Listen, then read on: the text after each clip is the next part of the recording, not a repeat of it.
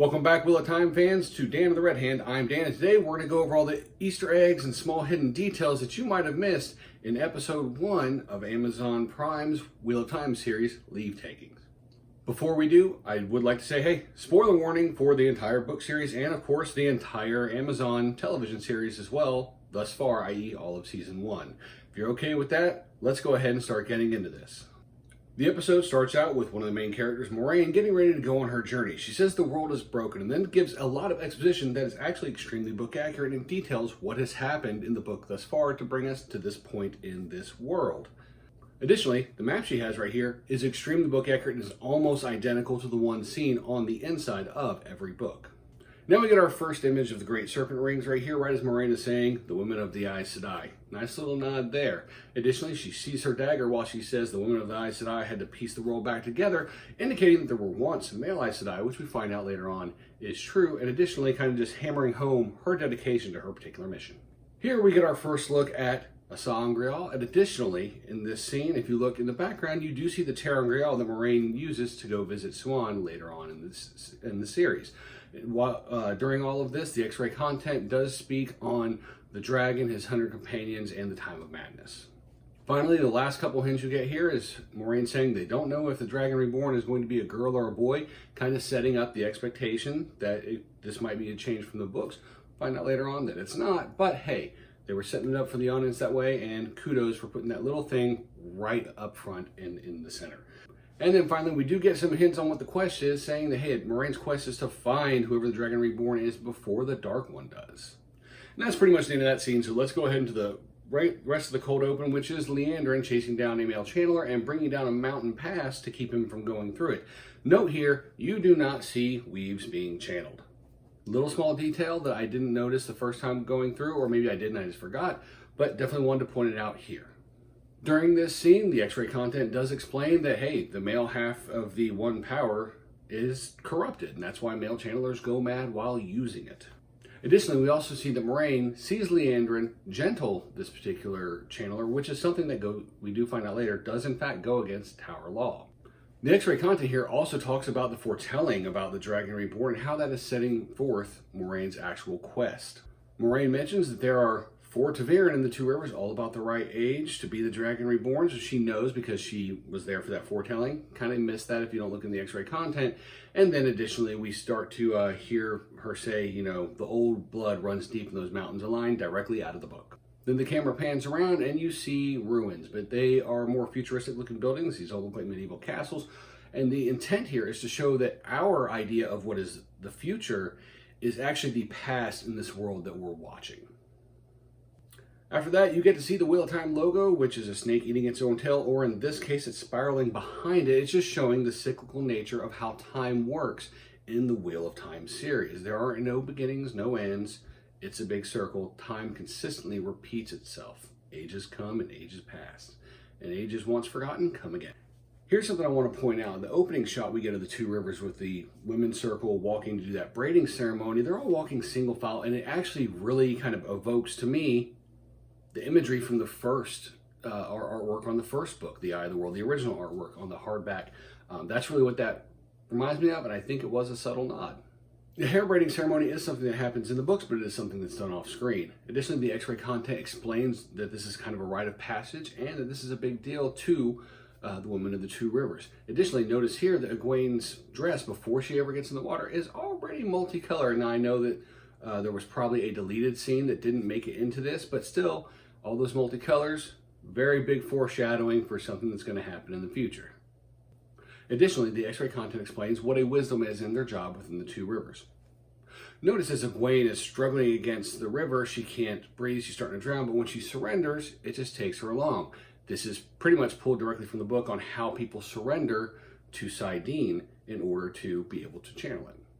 Quick side note, saidin is the female half of the One Power. saidar is the male. A detail that if you're not looking for it, you miss it, is after Egwene gets out of the river and is laying on the beach, you do see that cut on her forearm that Rand looks at the scar of later on in this episode. In the scene with Rand and Tamil Thor walking down the quarry road, pretty much everything is pulled directly out of the books. There isn't a mention of strawberries, and there's a dark rider instead of wolves howling, but everything's pretty book accurate down to the Brandy and Tam spear. Additionally, you get to see Bella, who is a much beloved horse, and as the X-ray content says, many people believe is kind of the creator herself, just in the story as a horse.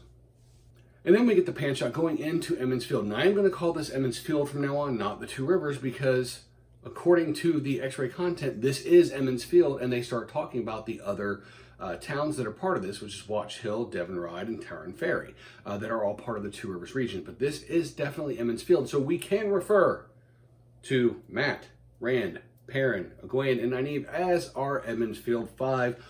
From now on, from this point going forward, that is what I call them, either the Emond's Field 5 or the EM5.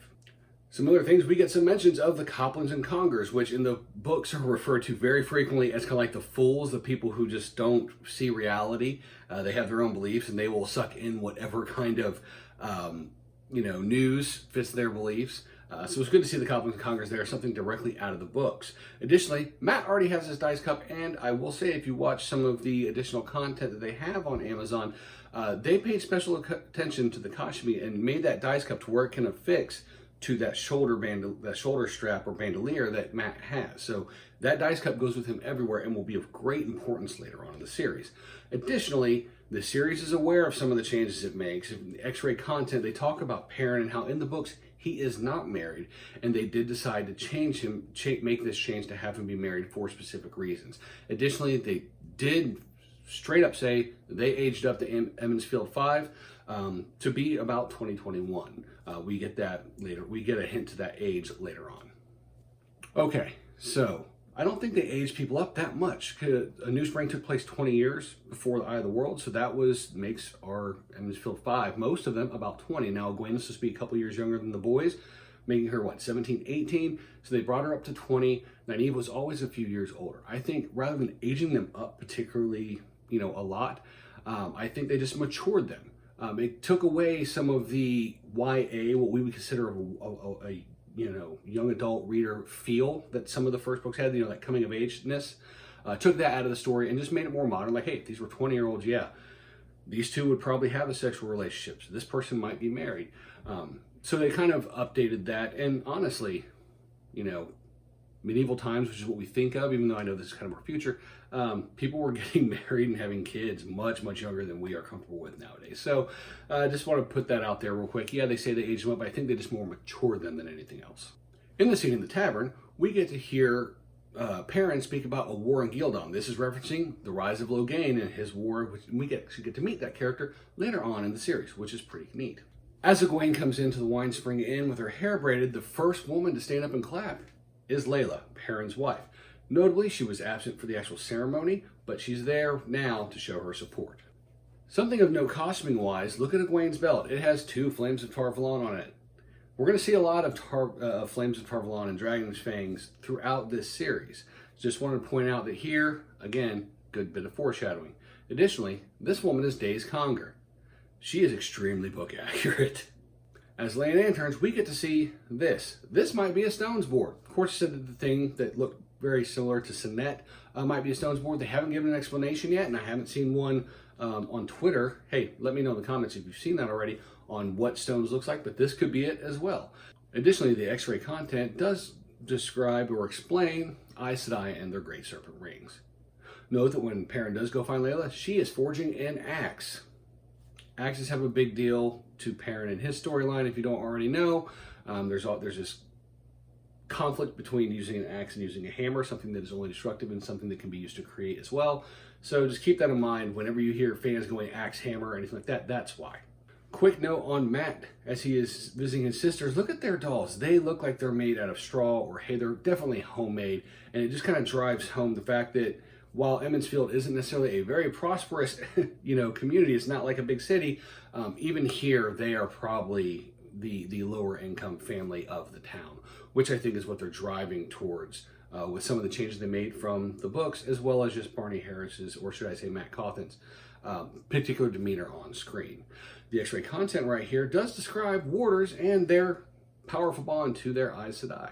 After Egwene and Rand have sexy time, and Egwene explains that that Nynaeve believes she'll be able to listen to the wind, Rand leaves, and you hear a wind blowing, and she kind of turns off to the side, and there is a Dark Rider, a Myrddraal, a Fade. Additionally, if you listen behind that, you'll hear that distinctive whistling of Padan Fain, who arrives in the next scene. And his arrival with the kids jumping out and saying, "Oh man, Padan Fain, Master Fain, Master Fain," it's very reminiscent of Gandalf arriving in the, in the Shire, in the Fellowship of the Rings. And I think that was an intentional choice to kind of give a nod to that scene, because even Robert Jordan himself has said that especially the first book, like the first 3 books, is kind of a very serious very seriously influenced by the Lord of the Rings trilogy, which I think many fantasy authors were. So a good nod there to not just that particular aspect of the story, but also to that movie. As everybody's getting ready for Beltane, the X-ray content explains what Beltane is. Additionally, you hear Tam say, "Hey, it's never too early for your mom's bread," to Egwene, because Maren Alvear in the books is pretty frequently noted as the best cook in all of Emond's Field. So extremely book accurate detail there that I wanted to point out. When Moiraine talks to Nynaeve near the pond, she says, "The old wisdom brought you here as a baby."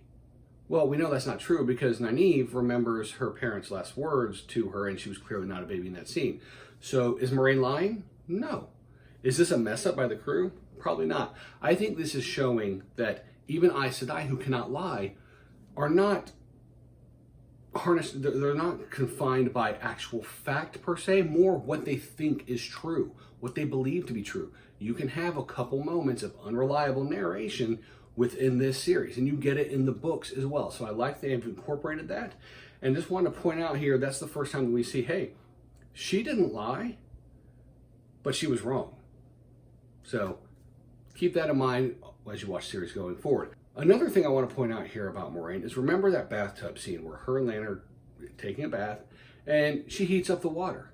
You see steam, but you don't actually see flows being channeled into that water. Yet again, another time that someone channels and the audience isn't shown flows of power. I think that's very intentional for a reason. Going back to that pool scene, you see that Nynaeve is barefoot and her boots are actually off to the side. I like the fact that you can see that. It's a good attention to detail, so good job on the filmmakers there. And she does say that you must have just recently got that braid. She's like, "I've had it for 5 years." She's like, "That makes you what, 25, 26?" Showing that she knows enough about Two Rivers customs to kind of say, hey, you get your braid around 20, which is exactly what just happened with Egwene.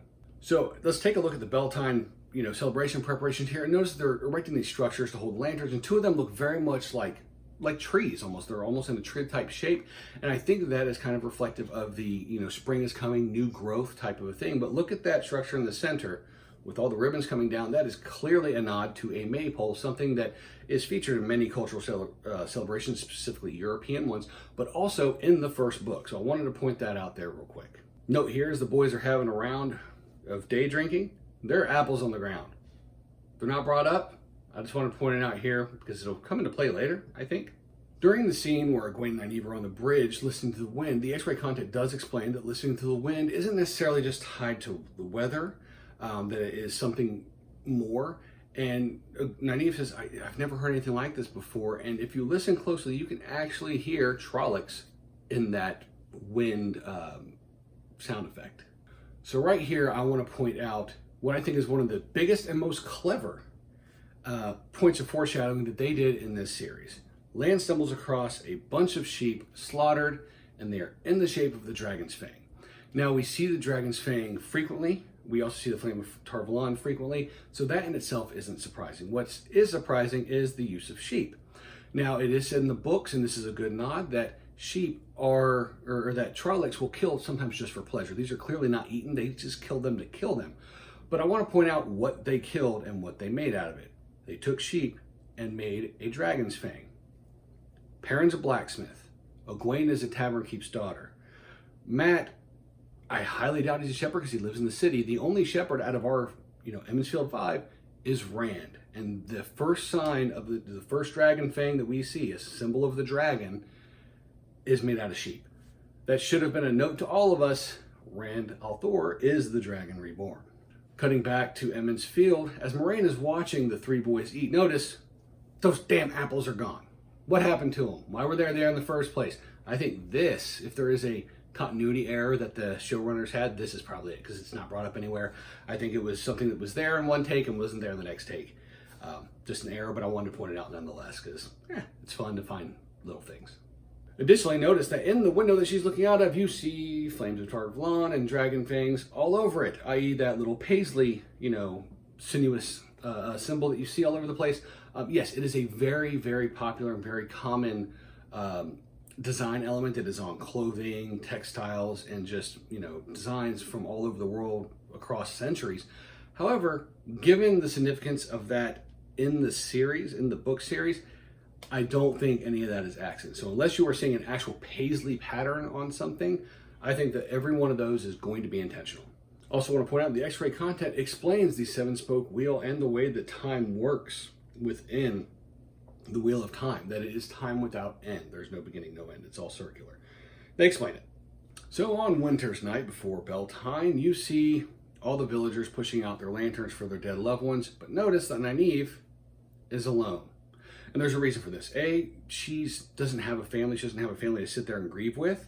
And she pushes hers out alone for her family and her loved ones, but she does it away from everybody because she is the youngest wisdom that Emond's Field has ever had, which it says right here in the X-ray content. And that's a big part of her character. She can't let the people see the wisdom who has a actual very serious role in their village and community showing vulnerability and crying.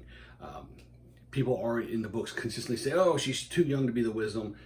She is always kind of setting herself aside because of those views, because of how she knows, any kind of vulnerability would be viewed by the village council or the town in general.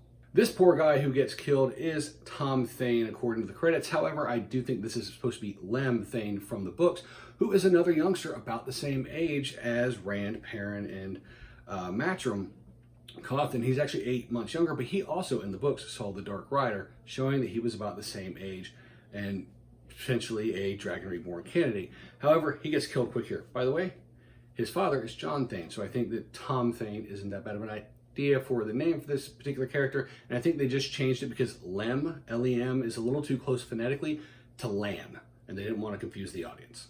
X-ray content gives us a description of Shadowspawn and what they are, and I just want to say that that axe with all of its points is very, very, very good reference to the spiked axes that we hear about in the book series all the time. Couple notes here. When the Trollocs do attack, you hear a warning bell. I didn't notice this until I was going through for this particular breakdown video, and I really like that addition. Also, look at Egwene's face here. She is really looking at Nynaeve in a weird way, and I think that is because Nynaeve is applying what is known as a tourniquet to this man's leg. It's a very crude one, but nonetheless, she is trying to save his life, but he will lose that leg. He will be maimed for the rest of that life, and Egwene knows that. Unfortunately, of course, the guy does not pull through and he dies. Let's go up to the Althor farm, and this is Narg. Narg Smart. And the reason I say this is Narg is because this is the only Trolloc we see attacking the Althor farm, and he is wolf muzzled. Now that is something, a callback to the books, doesn't happen in the exact same way, but Narg is a Trolloc in the books who Rand ends up killing, but he actually has a conversation with Rand in the common tongue. He's the only Trolloc that I can think of that has a conversation that says more than just a few words in the common tongue. He actually has a conversation. It's one of those things I think Robert Jordan really got away from in the later books. I think he didn't like it, but nonetheless, that is Narg. Narg Smart. Just like in the books, Tam's sword is kept in the trunk under his bed, and the X-ray content explains what this sword is, what the heron marks are. So really good idea there. This is one of those things that I love and hate. I don't want to pause my first time watching something to get this X-ray content, but I also don't want to have to watch it a second time to get that X-ray content, but it's good content. So I'm a little iffy on it, but there's a lot there if you're willing to pause and kind of look at it. Another small detail, if you do look at this Trolloc sword, you do see a coating of some sort towards the tip, which is that Trolloc's poison. Meh, I liked the Thakandar created blade better, but hey, poison, it is what it is. I'll take it. It's a Wheel of Time series. The X-ray content also gives us a lot of information on the Two Rivers and how they are very, very stubborn, something that is a trait constantly referred to in the books, and their serious willingness to survive, which is something that we see throughout this battle scene. All right, now, one of the pivotal scenes, in my opinion, is this right here, where this boar or pig-faced Trolloc is getting ready to attack Nynaeve. And Egwene, you see it ripped in half by flows of power. Yes, we finally see the flows of the one power. And there is a significant reason why they waited until here. We've seen 2 other times of somebody channeling. One, Liandrin putting her hand up, right? But there's no main character in that scene other than Liandrin. She puts her hand up, it comes down. We see Moiraine channeling with the bathwater to make it hot. She's there, but one of our Emond's Field 5 aren't there. And they're the ones that we're supposed to be empathizing with. They are the stand-in for the audience. They are the people that we want, that the creators want us to feel the most relation to. So there are 2 Emond Fielders here, Egwene and Nynaeve. Both, by the end of this first season, as well as the books, you find out are able to channel, which means they would be able to see the flows of power, which this is a nice nod to the books. Like, hey, these 2 people can see this flow of power ripping this thing in half. And I think that is why this is the first time we see it. Additionally here, the X-ray content gives some more detail on the Aes Sedai, specifically also about their final test to become Aes Sedai, talking about them having to channel 100 weaves under extreme duress. Very neat they added that right here. I'm just going to call this scene right here the Women's Circle, because that's what that is. That is a circle of women being badass, which is exactly what the Women's Circle of Emond's Field is and does. All right, now I want to talk about the Trollocs. We saw a lot of different types of Trollocs. Wolf Trollocs. We saw a boar or, pig-faced Trolloc. One that it looks a little more boar-like. Some that just kind of look ghoulish. Don't know what these are, but I'll call them the standard Trolloc. And we even see a hawk-faced feathered Trolloc. Why I'm pointing this out is this is a extremely important thing in the book. Or not important, but an extreme nod to the books where Trollocs can have all kinds of different features. And this really lays in hard to it. And I love the fact that they've really leaned into that. So good on them there for capturing that. And also not doing anything weird with the eyes, keeping all the eyes of the human actors, because in the books they describe Trollocs as having way too human eyes. So another good nod there. While we're talking about Trollocs, let's talk about the Trollocs that are fighting Layla and Perrin in their forge. This one's horns are knocked off. I don't think that's so much a stylistic choice as it was a practical one, as this one's fighting inside. So if he had big tall horns, the unfortunate stuntman who's already on stilts would probably be hitting things that are of lower clearance. So I think that's why that was done. But it does add diversity and variety to the Trollocs, which is something I'm all about. Let's point out a couple things here. Perrin grabs an axe and all of the fans squee. But his wife Layla wields a hammer. And all the fans, well, a lot of them missed it, but she wields a hammer. Additionally, as Perrin is killing that last Trolloc and he accidentally kills Layla, notice that she has that hammer above her head about to swing down. Was she about to swing down on the Trolloc to help out, or was she about to swing on her husband because of whatever reason? Let me know in the comments what you think. Why the heck was she standing there like that getting ready to swing when Perrin clearly had everything in hand? The X-ray content points out that sometimes Trollocs take hostages to put in the cook pots to have for dinner later, and it is during that moment that Nynaeve gets dragged away by a Trolloc, implying that she might be destined for a cook pot. We know later on that's not what happens, but that's what they're implying right here. Additionally, when Meryn Alvear comes to get her daughter and drag her away from chasing after Nynaeve, she already has her belt knife out and in her hand, further showing that, willingness to do anything to survive that these Emond Fielders or to Riverfolk in general actually have. As Moiraine calls down lightning, you do notice that it does hit this tree, which is why it's burned later. Additionally, it cracks that tree in half. We also see in the X-ray content that they explain that the word light is used not really as a curse word, but just as a thing. Oh man, light preserve us. Light bless you, child. Oh, thank the light. Thank goodness. It's that kind of a phrase. So kind of a nice little nod there, because it's like using frack in another well-known series instead of, a curse word. As Rand is coming up with, again, Bella, the creator there, wearing his father's sword and bringing his father to be healed, we see Meryn Alvear tending to Bran's wounds, which I thought was nice there to show that she's there. He fought things off too, and they've been wounded. Additionally, we do see that Moiraine does heal Tam, like she does in the books, but it is done in a much different way, and the circumstances are in fact very different. During this scene, the X-ray content does explain about Trolloc poison. Again, meh. But it also explains that healing is not necessarily tied to how powerful a channeler is. So again, we see those Trollocs coming down, and that's what's forcing these Emond's Field 5 to go on this journey with Moiraine. They're probably coming from that Waygate Manetheren. This is the first hint towards that because it's up in the mountains and it is in that direction. Additionally, the episode closes with Moiraine saying the lines, you know, the wheel of time turns, ages come and pass, which is directly out of the books. And even the X-Ray comments give homage to these lines and how they open every single book. And, you know, while the rest of the sentence or paragraph might change depending on what's happening and where does it go and, you know, things that are going on, it is always the wheel of time turns, ages come and pass, and so on and so forth. So really good nod to the books there that I appreciated. So there you go, guys. That's all the little Easter eggs and hidden details and book nods that I found in episode 1. Let me know in the comments if you found any, or you can hit me up on Twitter at Dan Redhand.